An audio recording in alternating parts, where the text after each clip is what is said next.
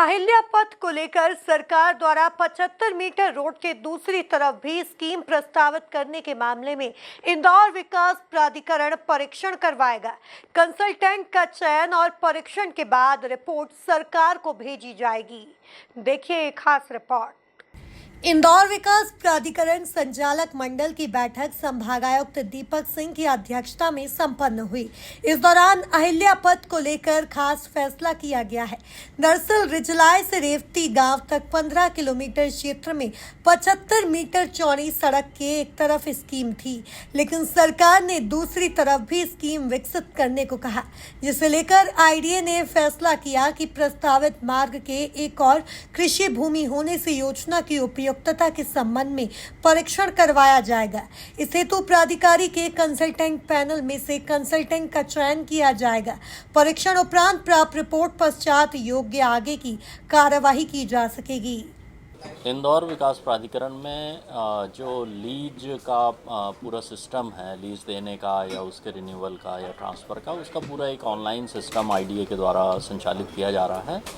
इसी तारतम्य में ये निर्णय लिया गया है कि जितना नस्तियाँ हैं, जितना डाटा है, वो पूरा डिजिटाइज किया जाएगा और पूरी जो अरेंजमेंट है वो ऑनलाइन रखी जाएगी।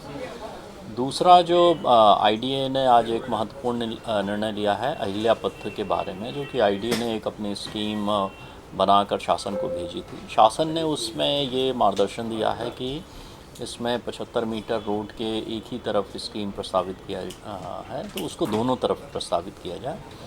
आईडीए का पक्ष इसमें यह था कि चूँकि उस रोड के एक तरफ रेजिडेंशियल और इंडस्ट्रियल लैंड यूज़ है, दूसरी तरफ एग्रीकल्चर लैंड यूज़ है। एग्रीकल्चर लैंड यूज़ में स्कीम नहीं लगाई गई थी।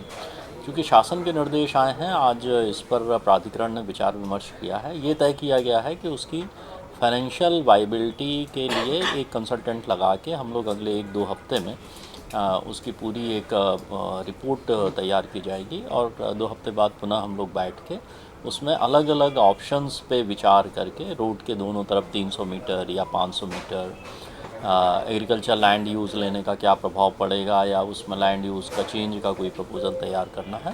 तो अगले 2 हफ्ते में ये निर्धारित किया गया है कि एक कंसल्टेंट लगा के उसके अलग अलग ऑप्शन में प्रस्ताव बनाकर उसमें पुनः प्राधिकरण चर्चा करेगा और उसके बाद फिर अहिल्या पथ के बारे में प्रस्ताव शासन को अनुमोदन के लिए भेजा जाएगा। संभागायुक्त ने कहा कि इस हफ्ते में एक कंसल्टेंट नियुक्त कर दिया जाएगा और अगला विचार 2 सप्ताह में कर लिया जाएगा और फिर से बोर्ड की बैठक होगी। हम लोग कंसल्टेंट इस वीक में अपॉइंट कर देंगे और उसकी जो फाइनेंशियल वाइबिलिटी निकालना है, अलग अलग ऑप्शंस पे जो विचार होना है, अगले 2 सप्ताह में फिर वो कर लिया जाएगा। उसके बाद फिर पुनः बोर्ड की बैठक होगी।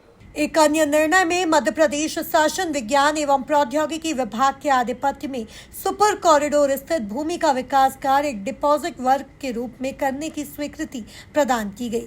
बैठक में कलेक्टर आशीष सिंह, निगम आयुक्त शिवम वर्मा, वन मंडल अधिकारी प्रदीप मिश्रा, सीएस खरत, मुख्य अभियंता लोक निर्माण विभाग इंदौर सुनील कुमार उदिया, अधीक्षण यंत्री लोक स्वास्थ्य यांत्रिकी विभाग सहित कई अधिकारी मौजूद रहे। Bureau report, MP news, Indore.